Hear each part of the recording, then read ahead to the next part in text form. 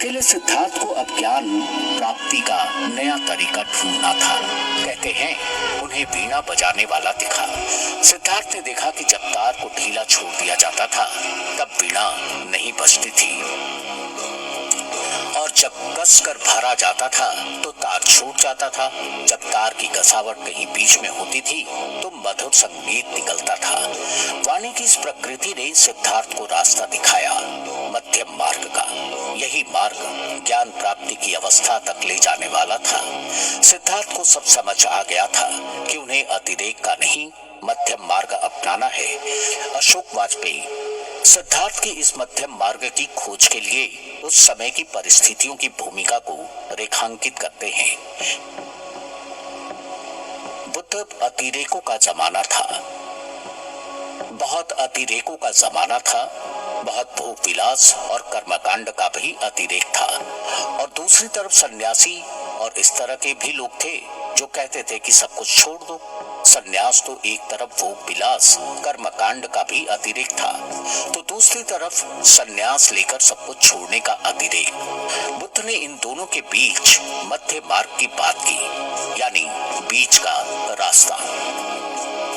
अशोक वाजपेयी जिस मध्यम मार्ग की चर्चा कर रहे हैं, आज वही मध्यम मार्ग सिद्धार्थ गौतम की शिक्षा का सार माना जाता है। लेकिन यहाँ तक पहुँचने में सन्यासी सिद्धार्थ को 7 साल लग गए। उन्हें घर त्यागे अब 7 साल हो चुके थे। जिस ध्यान और ज्ञान की तलाश उन्हें थी वो अभी भी दूर था। सिद्धार्थ को पता चल गया था कि न घोर तप से उन्हें वो ज्ञान प्राप्त होगा और न ही राजमहलों में भोग विलास से। मध्यम मार्ग रास्ता ही मुक्ति का रास्ता है। अंततः आज के बिहार के गया जिले में सन्यासी सिद्धार्थ गौतम उस पीपल के पेड़ के पास पहुंचे जिसे आज पूरी दुनिया बोधि वृक्ष के नाम से जानती है। गया पहुंचकर राजकुमार सिद्धार्थ ने सन्यासी बने सिद्धार्थ एक बार फिर साधना में लीन हुए थे। लेकिन इस साधना में लीन होने से पहले सिद्धार्थ गौतम ने स्वयं एक संकल्प किया था। दार्शनिक एलपी सिंह सिद्धार्थ के उस संकल्प की व्याख्या करते हुए कहते हैं कि बोध गया में साधना पर बैठने से पहले सिद्धार्थ ने संकल्प लिया कि इसी आसन में, इसी काया से जो अप्राप्य बोधि है उसे प्राप्त किए बिना मैं इस आसन को नहीं छोड़ूंगा। उन्होंने कहा, इहासने शुष्यतु मे शरीरम त्वगस्थि मांसम प्रलयम च यातु अप्राप्य बोधि बहुकल्प दुर्लभाम नैवासनात् कायमतस्व लिष्यते। यानी भले ही मेरा शरीर सूख जाए, हड्डियां मांस छोड़ दे, प्रलय ही क्यों ना आ जाए, जब तक दुर्लभ सम्यक बोधि यानी आत्मज्ञान कैवल्य को प्राप्त न कर लूंगा, इस आसन से नहीं उठूंगा।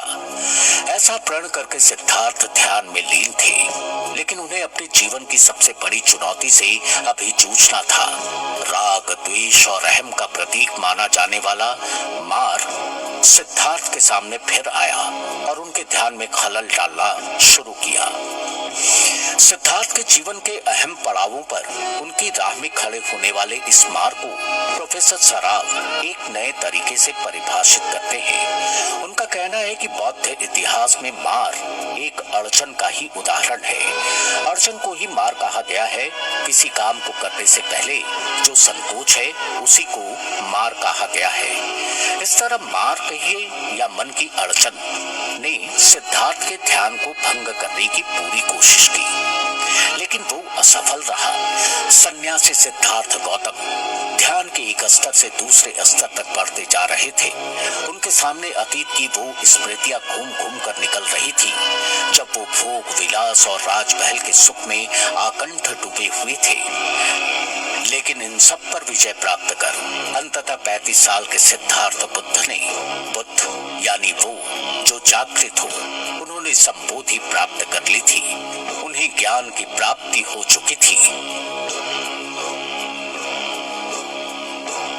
सिद्धार्थ गौतम के गौतम बुद्ध बनने को बौद्ध जन्म के जानकार और कुशीनगर बौद्ध भिक्षु संघ के उपाध्यक्ष भंते नंद रतन कुछ इस प्रकार बताते हैं। बुद्ध ने कहा, हे ग्रह कारक, मैंने अनेक बार इस संसार में जन्म लिया है।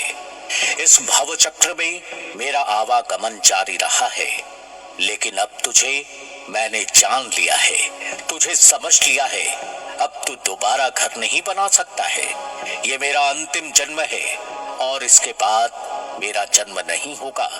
इस संसार में पुनः मेरा आगमन नहीं होगा।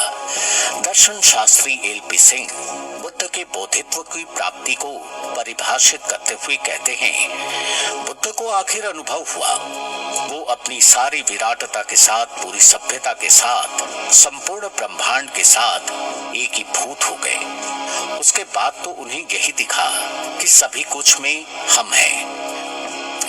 वो संसार के कण कण में खुद को अनुभव करते हैं। ये अनुभूति होना कि हर कण में वही है, वही हर चीज में है, पूरे ब्रह्मांड से अपने आप को आत्मसात कर देना, पूरी दुनिया से, पूरी मानवता से, यही निर्वाण का अर्थ होता है। निर्वाण प्राप्ति के इन स्तरों से गुजरते हुए सिद्धार्थ बुद्ध बन गए। लेकिन बुद्ध बनने के बाद वो एक बार फिर दुविधा में थे।